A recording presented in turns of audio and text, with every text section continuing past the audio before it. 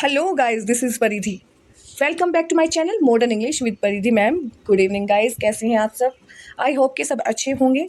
तो guys, last class में मैंने आपको पास्ट परफेक्ट टेंस कंप्लीट करा दिया था. हालांकि मैंने वो 2 वीडियोस में कराया था, 2 पार्ट्स में कराया था अलग अलग. ठीक है, आज मैं आपको कराने वाली हूँ पास्ट परफेक्ट कंटिन्यूस टेंस. तो वीडियो आपके लिए बहुत हेल्पफुल होने वाली है, तो वीडियो को लास्ट तक देखिएगा, स्किप मत कीजिएगा, एक एक पॉइंट को ध्यान से समझिएगा, क्योंकि मैं आपको हिंदी और इंग्लिश दोनों में एक्सप्लेनेशन करने वाली हूँ. ओके गाइस, ठीक है. तो चलिए आज करते हैं past perfect continuous tense. Past perfect continuous tense. Okay guys, okay. तो चलिए अब मैं आपको बताती हूँ कोर कॉन्सेप्ट क्या होगा इसका. कोर कॉन्सेप्ट मतलब इसकी मूल अवधारणा क्या होती है. ठीक है, मूल अवधारणा क्या होती है. देखिए गाइस, एक सेकेंड. अब देखिए, जब भूतकाल पास्ट में कोई कार्य किसी निश्चित समय या घटना से पहले निरंतर चल रहा था और वाक्य में किसी समय की अवधि यानी कि ड्यूरेशन का उल्लेख होता है, तब इस टेंस का उपयोग किया जाता है.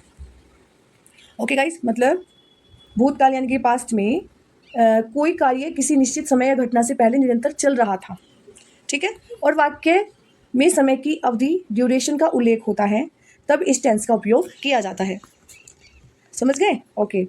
आगे देखिए, यह दर्शाता है कि कोई क्रिया अतीत में शुरू हुई, कुछ समय तक जारी रही और अतीत के ही किसी दूसरे बिंदु या घटना पर जाकर समाप्त हुई. ओके, तो ये है इसकी मूल अवधारणा. अब आप देखिए, हिंदी वाले हिंदी में समझ गए, इंग्लिश वाले अब इंग्लिश में समझ लीजिए. ये देखिए, द टाइमलाइन कॉन्सेप्ट, इसको द टाइमलाइन कॉन्सेप्ट भी बोलते हैं. तो देखिए, आप इसमें जैसे दिया हुआ है, एक्शन स्टार्टेड पास्ट. ठीक है, एक्शन पास्ट में स्टार्ट हुआ. ठीक है, ऑन गोइंग प्रोग्रेस, और चल रहा था, चलता रहा, मतलब cut off point another past event. ठीक है, मतलब पास्ट के एक इवेंट, एक ड्यूरेशन, एक टाइम तक चलता रहा. ओके गाइस, अन्य अन्य टाइम इवेंट तक चलता रहा पास्ट के ही, तो इसको हम बोलते हैं पास्ट परफेक्ट कंटिन्यूस टेंस. उदाहरण भी दिया हुआ है, देखिए, मैं 2 घंटे से गेम खेल रहा था. ठीक है, ये क्या है? निरंतर कार्य है. मैं 2 घंटे से गेम खेल रहा था, निरंतर कार्य है. जब पापा घर आए, जब पापा घर आए, तो ये क्या हो गया? अतीत की घटना हो गई, जब पापा घर आए. ओके गाइस, चलिए देखिए नेक्स्ट. अब आप देखिए इसकी आइडेंटिफिकेशन रूल्स. ठीक है, यानी कि पहचानने के नियम क्या होंगे इसके. आइडेंटिफिकेशन रूल्स क्या होंगे, देखिए जरा. हिंदी वाक्यों के अंत में मुख्य रूप से निम्नलिखित शब्द आते हैं. कौन कौन से शब्द आते हैं? से रहा था. से रहा था का मतलब किसी समय से रहा था, से रही थी और से रहे थे. ठीक है, किसी समय से रहा था, किसी समय से रही थी, या किसी साल से, किसी टाइम से, कोई भी अवधि हो, कोई भी ड्यूरेशन हो, उससे रहा था, रही थी, रहे थे. ठीक है, ये है इसके पहचानने के. ठीक है, इसके हिंदी वाक्यों के अंत में जो शब्द आते हैं वो ये है. ओके गाइस, ओके, चलते हैं, देखिए आगे. अब आपके लिए है, ये है आपके महत्वपूर्ण नियम, जरा देखिएगा. यदि वाक्य में केवल रहा था हो, ठीक है, अगर वाक्य में केवल रहा था हो, तो वह क्या होगा? पास्ट कंटिन्यूअस टेंस होगा. आपको पता है ऑब्वियसली क्या होगा, वो पास्ट कंटिन्यूअस टेंस होगा. लेकिन जब कार्य के जारी रहने का समय प्लस से, जारी रहने का समय प्लस से, जैसे सुबह से, 4 साल से, 2 बजे से दिया हो, तो वह पास्ट परफेक्ट कंटिन्यूअस टेंस बन जाता है. ओके गाइस, समझ आ रहा है ना? ओके, चलिए देखते हैं नेक्स्ट पॉइंट.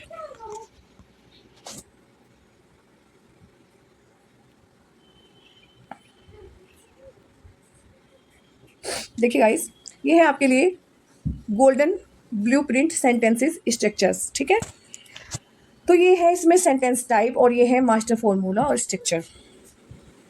देखिए अभी आप इसके रूल देखिए. पॉजिटिव का रूल क्या बनने वाला है? सबसे पहले आएगा हमारा सब्जेक्ट. ओके, सब्जेक्ट आएगा, फिर आएगा हेल्पिंग वर्ब में हैड, बीन.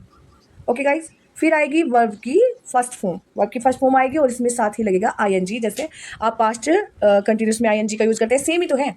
पास्ट परफेक्ट और पास्ट कंटिन्यूस दोनों का ही इसमें क्या है? दोनों का कॉम्बिनेशन है. ठीक है, पास्ट परफेक्ट का भी है और पास्ट कंटिन्यूस का भी है, तो हमने रूल्स में भी दोनों को ले लिया है. ठीक है, तो सब्जेक्ट आ गया, सबसे पहले हैड बीन आ गया. हैड बीन है हमारी पास्ट परफेक्ट की हेल्पिंग वर्ब, और जो हमने ये लगाया है वर्ब की फर्स्ट फॉर्म के पास साथ वर्ब की फर्स्ट फॉर्म प्लस आईएनजी, ये है हमारा पास्ट कंटिन्यूस का. ठीक है, फिर आ जाएगा प्लस ऑब्जेक्ट. ठीक है, और उसके बाद आ जाएगा हमारा टाइम के लिए सिंस या फॉर. ठीक है, प्लस टाइम. ओके, तो ये बनेगा भाई इसका स्ट्रक्चर, इसका रूल पॉजिटिव का, ठीक है। तो नेगेटिव का क्या बनेगा, साथ साथ देख लीजिए। नेगेटिव का क्या बनने वाला है, सबसे पहले सब्जेक्ट आ जाएगा सॉरी गाइस, फिर हैड नोट बीन आ जाएगा, मतलब कि नोट जुड़ेगा, वो कहाँ पे जुड़ेगा, हैड और बीन के बीच में, ठीक है। Subject plus had not been plus verb की first form plus ING, okay guys, plus object and plus since for और टाइम। और ये था आपका नेगेटिव का फॉर्मूला। उसके बाद आ जाएगा आपका question mark.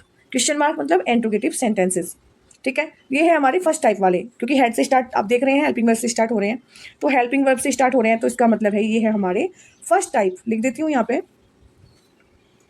First type interrogative, first type interrogative sentence, okay guys, समझ लेना, ओके। तो ये हो जाएगा हमारा, इसमें आ जाएगा सबसे पहले हेल्पिंग वर्ब हैड, प्लस आ जाएगा सब्जेक्ट, सब्जेक्ट आएगा हैड के बाद, उसके बाद बीन आ जाएगा, ठीक है। Had plus subject plus been plus verb की फर्स्ट फॉर्म में आईएनजी प्लस ऑब्जेक्ट और प्लस सिंस फॉर और प्लस टाइम। ये बनेगा इसका स्ट्रक्चर, इसका रूल, ठीक है। तो ये हो गए आपके सामने 3 फॉर्मूलाज, ठीक है, 3 रूल्स हो गए। अब चलते हैं नेक्स्ट पॉइंट पर, देखते हैं।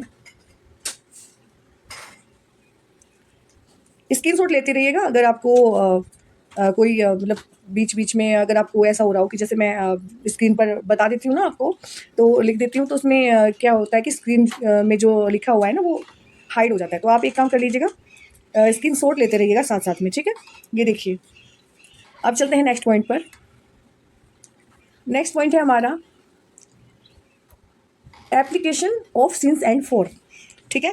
Application of since and for, ये देखिए, समय दर्शाने के लिए इन दोनों नियमों का सही उपयोग अत्यंत आवश्यक है, ठीक है।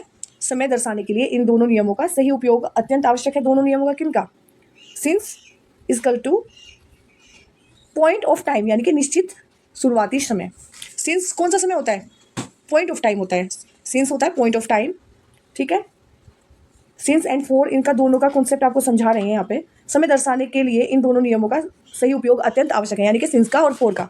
सिंस कहाँ पे यूज होगा, फोर कहाँ पे यूज होगा, इनका दोनों का नियम आपको आना चाहिए। तो जो हमारा सिंस है, ठीक है, सिंस जो है हमारा वो क्या है, पॉइंट ऑफ टाइम। सिंस क्या है, पॉइंट ऑफ टाइम है, यानी कि निश्चित शुरुआती समय, ओके।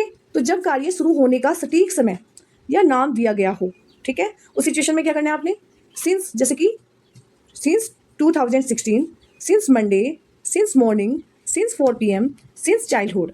तो ये क्या है, हमारा पॉइंट ऑफ टाइम है। क्या है ये, पॉइंट ऑफ टाइम। तो ये हो गया सिंस का यूज, ओके गाइस। अब देखते हैं फोर का यूज। अब देखिए फोर का यूज कैसे करते हैं हम लोग।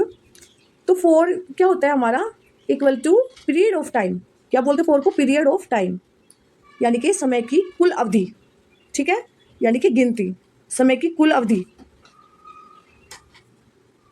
एक मिनट गाइस, फोर का मतलब, फोर क्या है, पीरियड ऑफ टाइम है, ठीक है, समय की कुल अवधि, ठीक है। जब घंटों, दिनों, हफ्तों या वर्षों की कुल संख्या की गणना की जाती है, ठीक है, जैसे कि 4 2 आवर्स, क्या पता कौन सी 2 घंटे, 4 5 डेज, कौन से 5 डेज, साल में कोई से भी 5 डेज होंगे ना साल के या मंथ के, ठीक है। 4 3 वीक्स, 4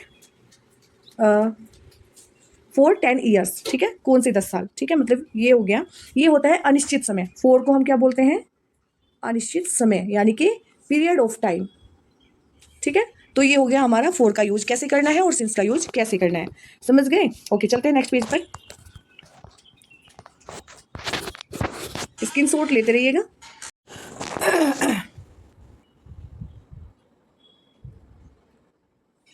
चलिए गाइस, चलते हैं नेक्स्ट पॉइंट पर। ये देखिए, ये है हमारा कॉन्टेक्चुअल एग्जाम्पल दिए गए हैं, ठीक है। तो सबसे पहले दिया हुआ है पॉजिटिव का, Rahul had been practising cricket since morning. Sorry guys, यानी कि राहुल सुबह से क्रिकेट की प्रैक्टिस कर रहा था, ओके। सिंस मॉर्निंग दिया हुआ है सुबह से, यानी कि ये है हमारा पॉइंट ऑफ टाइम, ठीक है। तो नेक्स्ट देख लीजिए, नेगेटिव का एग्जाम्पल दिया हुआ है नीचे। ये देखिए नेगेटिव का, they had not been using social media for 2 months। कब से, फॉर 2 months। तो ये क्या है हमारा अनिश्चित समय है, यानी कि पीरियड ऑफ टाइम, ठीक है। यानी कि वे 2 महीने से सोशल मीडिया का इस्तेमाल नहीं कर रहे थे। इसमें नोट का भी यूज हुआ है क्योंकि ये नेगेटिव है, ठीक है। They had not been using social media for 2 months, okay guys, समझ गए ना, वेरी गुड। अब देखिए नेक्स्ट है हमारा इंट्रोगेटिव सेंटेंस। इंट्रोगेटिव सेंटेंस का दिया हुआ है आपको example, had you been streaming, had से स्टार्ट हुआ है क्योंकि इंट्रोगेटिव सेंटेंस है, ठीक है, हेल्पिंग वर्ब से स्टार्ट हुआ है।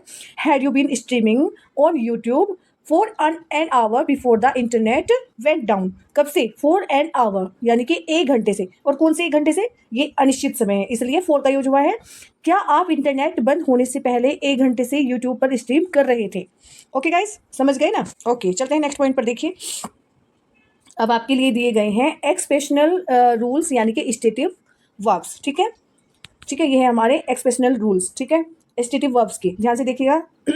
इंपोर्टेंट नोट्स, नोट है आपके लिए, important note, state vs action, ठीक है, कैसे यूज होना है। कुछ वर्ब्स ऐसी होती हैं जिनको हम कंटिन्यूस में यूज नहीं कर सकते, मतलब आईएनजी नहीं लगा सकते। देखिए, अभी इसमें नीचे दिया भी है आपके लिए ना। देखिए, इंपोर्टेंट नोट क्या है स्टेट वीएस एक्शन का। कुछ क्रियाएं वर्ब्स ऐसी होती हैं जिनका उपयोग कंटिन्यूस फॉर्म यानी कि आईएनजी में नहीं किया जाता है।